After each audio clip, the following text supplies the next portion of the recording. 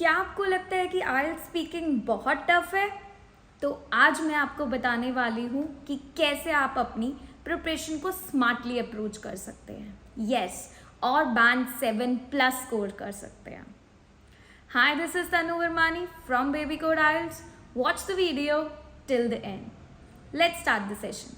आज इस सेशन में मैं आपको बताने वाली हूँ वन सिंगल मेथड जिससे आप बैंड 7+ स्कोर कर सकते हैं। यस, सो इस सेशन में गाइडेड प्रैक्टिस हम देखने वाले हैं, वो one mind mapping method.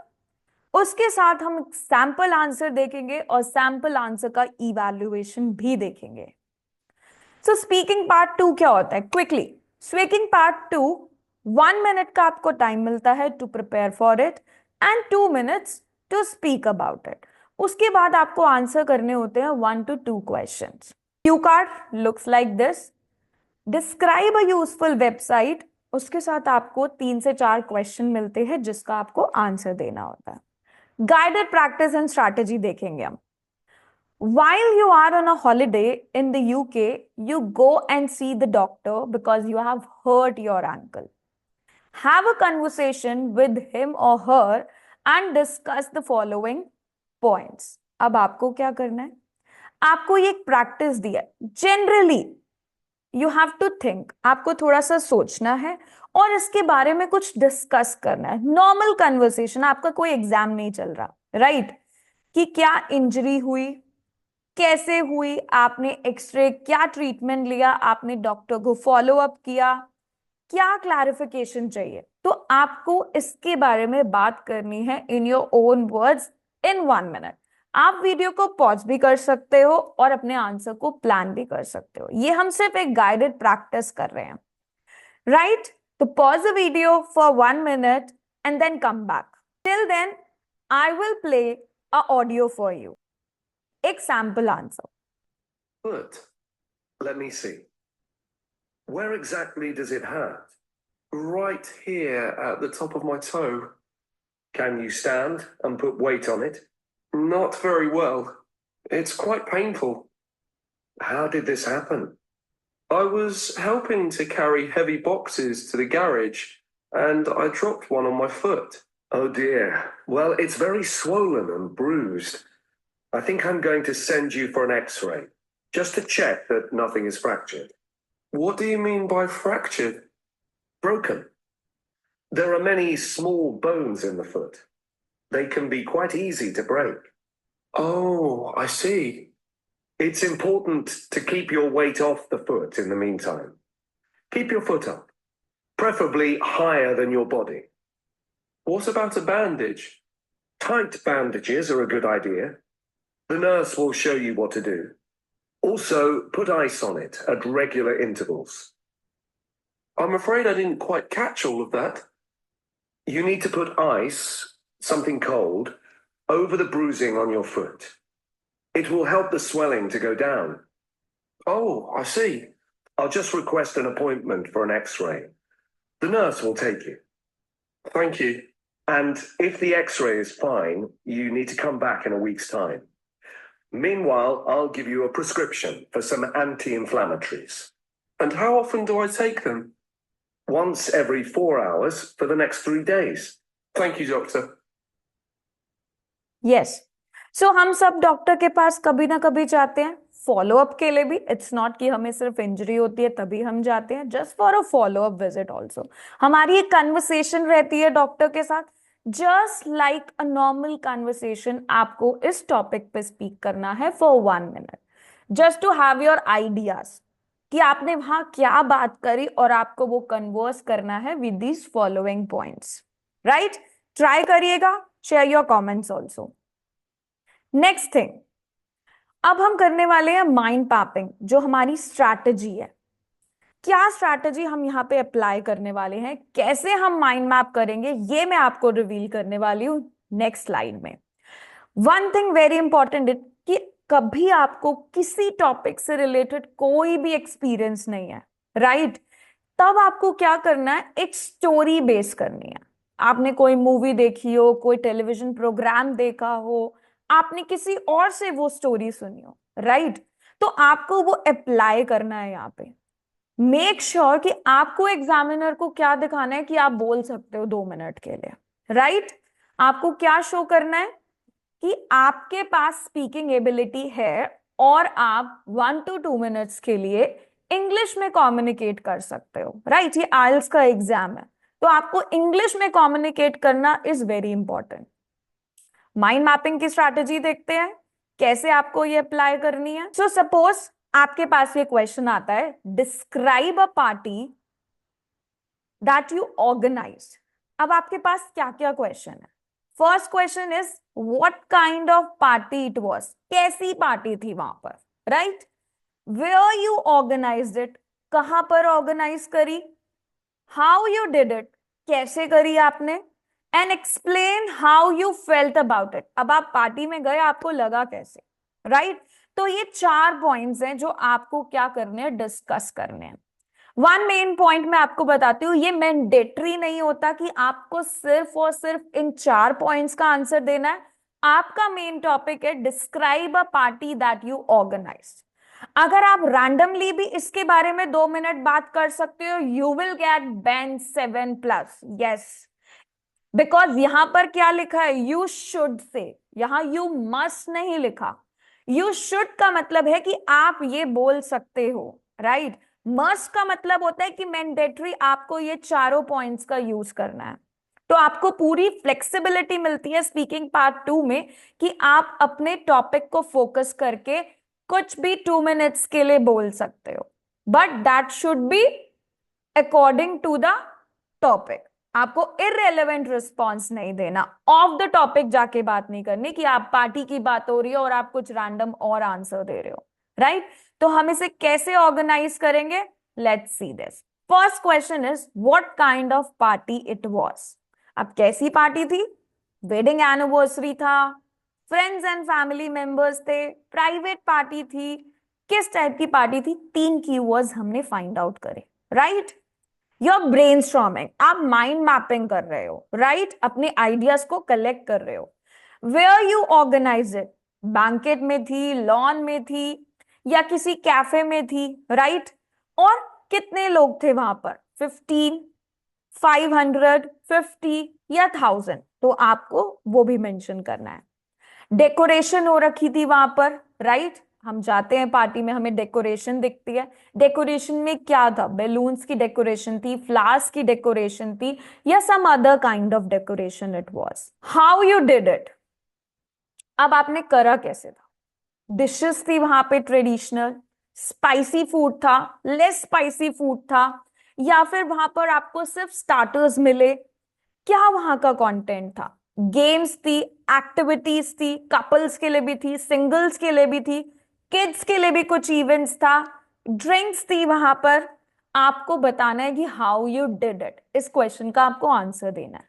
How you felt about it, अब आपने क्या करा पार्टी में? आपने प्रपोज करा अपनी वाइफ को, अपने हस्बैंड को, या फिर अपने फियांसे के लिए आपने वो पार्टी ऑर्गेनाइज करी थी? आपने गिफ्ट्स दिए, रिटर्न गिफ्ट्स दिए, फ्लावर्स, रिंग्स, किस टाइप की वो पार्टी थी आपकी, right? Okay, so the next example is talk about an activity that you would like to learn sometime in the future. अब आपका टॉपिक क्या है कि आपको कोई ऐसी एक्टिविटी बतानी है जो आपको लर्न करनी है इन फ्यूचर। आप कोई भी एक्टिविटी चूज कर सकते हो, जिसमें भी आपका इंटरेस्ट हो, आपको चूज करनी हो कि हाँ ये मुझे सीखनी है फ्यूचर में। क्वेश्चंस क्या है? What the activity is, why are you interested in it, where could you possibly learn about it, and explain what you would do after learning the activity. पहले तो वो एक्टिविटी क्या है, क्यों आप उसमें इंटरेस्टेड हो, क्यों और कैसे, आप कहाँ पर उसे आप लर्न करना चाहते हो, एंड अगर आपने वो लर्न कर लिया एक्टिविटी तो क्या करोगे। ये क्वेश्चंस है। आपको 1 मिनट का टाइम है आपके पास प्रिपेयर करने के लिए। हम 1 मिनट में नोट मेकिंग करेंगे, राइट? तो सबसे पहला था व्हाट द एक्टिविटी। आप एक्टिविटी का नाम सोचोगे, आपको कोई भी एक्टिविटी पसंद है, स्विमिंग है, डांसिंग है, और लाइक सपोज करो activity can be a sport also, आप उसमें स्पोर्ट्स भी इंक्लूड कर सकते हो, ऐसा नहीं है कि आप स्पोर्ट्स नहीं इंक्लूड कर सकते। तो आपने एक्टिविटी बताई डांसिंग, कोई भी एक्टिविटी आप चूज करो। Why now, why you are interested in it, क्यों इंटरेस्टेड हो, 2-3 रीजंस दो उसके। 1 मिनट का टाइम है आपके पास प्रिपरेशन के लिए, रिमेंबर दिस थिंग, ये डेडलाइन है आपकी, राइट? तो आप क्यों इंटरेस्टेड हो? क्योंकि आप मूव कर सकते हो flexibly, feel the beat and groove myself, because आप इंजॉय करते हो डांस को। Use to dance in school, जब आप स्कूल में थे तब भी आप डांस करते थे, तो it's a kind of your favourite activity जिसे आप फ्यूचर में भी सीखना चाहते हो, राइट? नेक्स्ट थिंग अगेन, अब where you could possibly learn about it, कहाँ पर सीख सकते हो आप, उस प्लेस, उस जगह के बारे में बताओ। डांस स्कूल में जाकर, आपका कोई आप किसी टीचर को जानते हो, डांस टीचर, वहां आप एनरोल कर सकते हो, कोई प्राइवेट इंस्टीट्यूशन है, अफोर्डेबल है, चार्जेस क्या हैं, गाइड कैसे करते हैं वो आपको, राइट? कोई एकेडमी का नेम आपको पता है, पर्टिकुलर डांस है, आप यही डांस सीखना चाहते हो, तो ये सारी चीजें आप किस में ब्रेनस्टॉर्म कर सकते हो, इस पॉसिबल ऑप्शन में। नेक्स्ट इज, अब आप क्या करोगे जब आपने ये एक्टिविटी सीख ली, फ्यूचर एस्पेक्ट क्या है इसका, क्यों सीखनी है आपको ये? क्योंकि आपको डांस टीचर बनना है, या फिर आप क्यों सीख रहे हो क्योंकि आपका पैशन है, राइट? आपको अच्छा लगता है डांस करना। तो ये सारे सजेशन, ये सारी ब्रेनस्टॉर्मिंग आइडियाज 1 मिनट में होनी चाहिए। You have to be quick, कि आप बॉडी को अपनी मेंटेन करना चाहते हो, हेल्दी रहना चाहते हो, फिजिकली फिट होना चाहते हो, इसलिए आप डांस सीखना चाहते हो, राइट? आपने 1 मिनट में क्या करा, इतने सारे आइडियाज को जनरेट करा, then you can quickly speak in next 2 minutes, right?